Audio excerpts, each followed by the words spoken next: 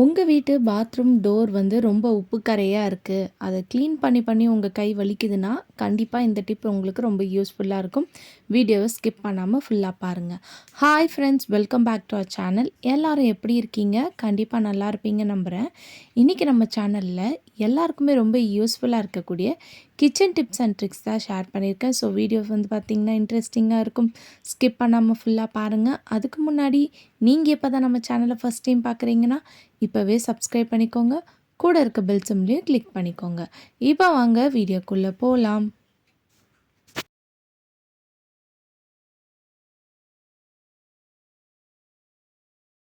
First இப்போ என்னென்னு பார்க்கலாம். இந்த மாதிரி மிக்ஸி ஜாரில் நம்ம ஏதாவது சட்னியோ ஏதாவது போட்டு அரைக்கும்போது வெளியே வந்து பார்த்திங்கன்னா அப்படியே வந்து ஃபுல்லாக வந்து தெறிக்கும் வரும். அதுக்கு ரீசன் என்னென்னு பார்த்தீங்கன்னா, இந்த கேஸ்கட் வந்து டைட்டாக இல்லாமல் லூஸாக இருக்கிறதுனால தான் நம்மளுக்கு அப்படி வரும். சம்டைம்ஸ் வந்து இந்த கேஸ்கட்டே வந்து ரொம்ப அறந்துருச்சு, பிஞ்சிருச்சு, நீங்கள் தூக்கி போட்டுட்டீங்க.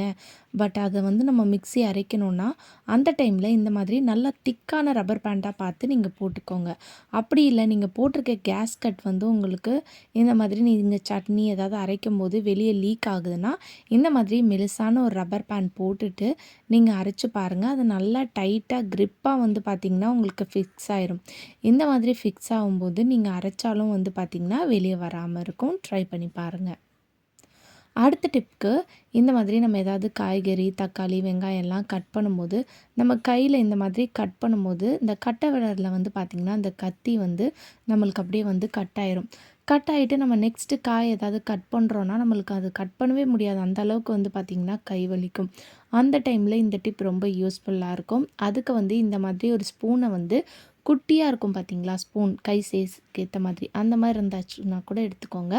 அதில் இந்த மாதிரி ரப்பர் பேண்ட் போட்டு நீங்கள் மாட்டிட்டு இப்படி கட் பண்ணிங்கன்னா உங்களுக்கு கை ஏதாவது அடிபட்டிருந்தாலோ இல்லை அந்த இடத்துல ஏதாவது கீறி இருந்துச்சுன்னா கூட உங்களுக்கு வந்து பார்த்திங்கன்னா அந்த கை மேலே படாது.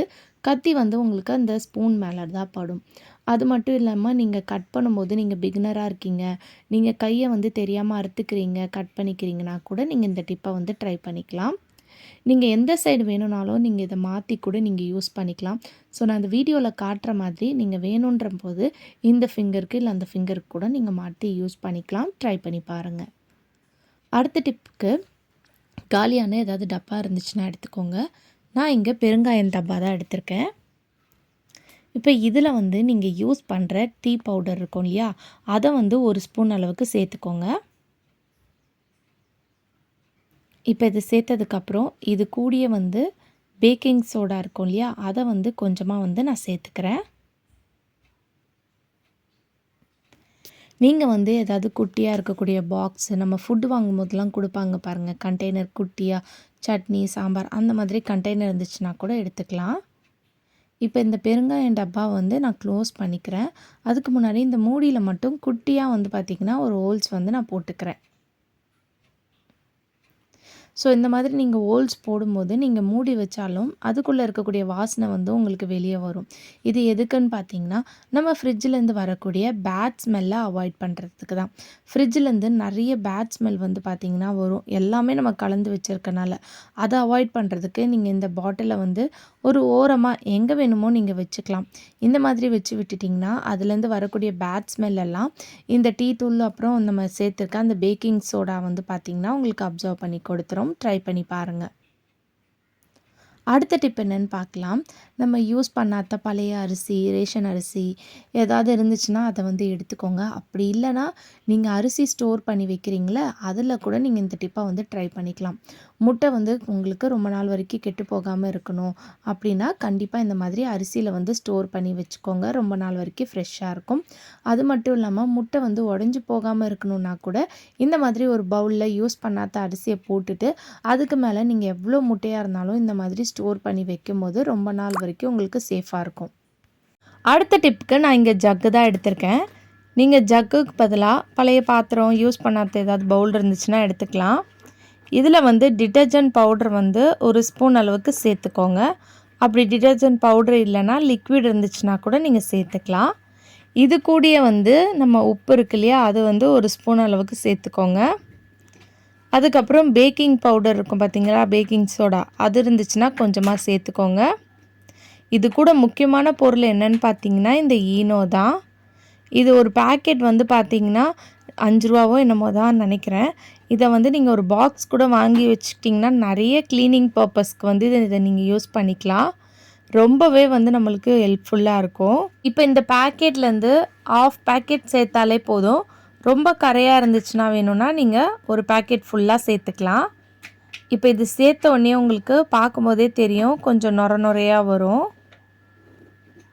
இப்ப இது கூட வந்து 1/2 கிளாஸ் அளவுக்கு தண்ணி சேர்த்துக்கோங்க.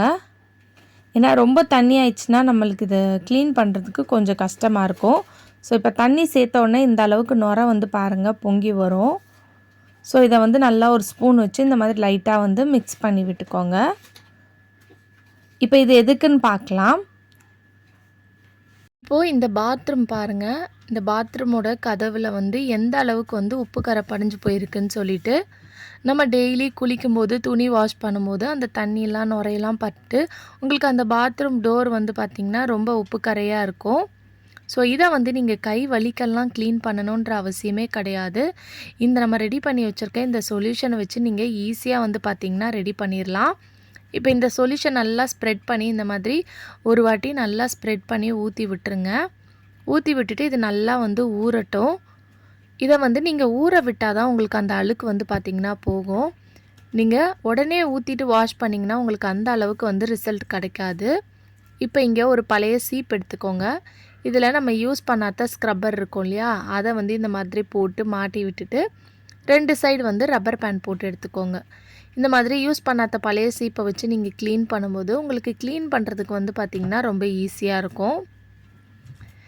இப்போ வந்து பார்த்திங்கன்னா பேலன்ஸ் கொஞ்சமாக வந்து அந்த சொல்யூஷன் வச்சுருக்கேன். அதையும் வந்து மேலே வந்து ஊற்றி விட்டுக்கிறேன். ஏன்னா கொஞ்சம் காஞ்சி போய் ட்ரையாக இருக்கும் இல்லையா, ஸோ நம்ம தேய்க்கிறதுக்கு வந்து கொஞ்சம் ஈஸியாக இருக்கும். இப்போ உங்களுக்கு வீடியோவில் பார்த்தாலே தெரியும், ரொம்ப ஸ்ட்ரெயின் பண்ணிலாம் நான் தேய்க்கவே இல்லை, லைட்டாக தான் நான் தேய்ச்சிட்ருக்கேன். இந்த மாதிரி சீப்பில் வந்து நீங்கள் இந்த ஸ்டீல் ஸ்க்ரப்பரை போட்டு தேய்க்கும் போது உங்களுக்கு அதில் இருக்கக்கூடிய எல்லா உப்பு கரையும் வந்து பார்த்திங்கன்னா ஈஸியாக உங்களுக்கு போயிடும், ரிமூவ் ஆயிரும். உங்களுக்கு க்ளீன் பண்ணுறதுக்கும் வந்து பார்த்திங்கன்னா ஈஸியாக இருக்கும். கையெலாம் வந்து உங்களுக்கு ரொம்ப அந்த அளவுக்கு வலிக்காது. ஸோ இந்த மாதிரி நல்லா தேய்ச்சி விட்டதுக்கப்புறம் தண்ணி ஊற்றி பாருங்கள், அந்த அளவுக்கு பளிச்சுன்னு மாறிடும். ஸோ தேய்ச்ச உடனே உங்களுக்கு நல்லா பளிச்சுன்னு மாறிடுச்சு இல்லையா. இப்போ நான் தண்ணி ஊற்றுனதுக்கப்புறம் காட்டுறேன் பாருங்கள். அந்த அழுக்கெல்லாம் வந்து பார்த்திங்கன்னா கீழே அந்த டைல்ஸில் போய் கலெக்ட் ஆகுது பாருங்கள். ஸோ பாத்ரூமோட கதவு வந்து ஃபஸ்ட்டு எந்த அளவுக்கு உப்பு கரையாக இருந்தது, இப்போ பார்க்கும்போதே வந்து பார்த்திங்கன்னா நல்லா ஷைனிங்காக புதுசு மாதிரி இருக்கும். நல்ல ஒரு பளிச்சுன்னு இருக்குது பார்த்தீங்களா. இந்த ரிசல்ட் வந்து நீங்கள் இந்த பாத்ரூமில் அந்த சொல்யூஷனை நல்லா ஊற்றி ஊற வச்சுட்டு நீங்கள் வாஷ் பண்ணால் மட்டும்தான் உங்களுக்கு இந்த மாதிரி கிடைக்கும். உடனே வாஷ் பண்ணிட்டீங்கன்னா வந்து பார்த்திங்கன்னா பளிச்சுன்னு இருக்காது. ஸோ கண்டிப்பாக இந்த டிப் ரொம்ப யூஸ்ஃபுல்லாக இருக்கும். ட்ரை பண்ணி பாருங்கள். இந்த மாதிரி உப்பு கரை உங்கள் பாத்ரூம் டைல்ஸில் இருந்தாலும் இந்த டிப்பை வந்து நீங்கள் ஃபாலோ பண்ணிக்கலாம். ஓகே ஃப்ரெண்ட்ஸ், இன்றைக்கி வீடியோவில் நான் ஷேர் பண்ணி இந்த டிப்லேருந்து ஏதாவது ஒரு டிப் கண்டிப்பாக உங்களுக்கு யூஸ்ஃபுல்லாக இருக்கும்னு நினைக்கிறேன். அப்படி யூஸ்ஃபுல்லாக இருந்துச்சுன்னா மறக்காமல் நம்ம சேனலை லைக் பண்ணுங்கள், ஷேர் பண்ணுங்கள், கமெண்ட் பண்ணுங்கள், சப்ஸ்கிரைப் பண்ணிக்கோங்க. தேங்க்யூ ஃபார் வாட்சிங்.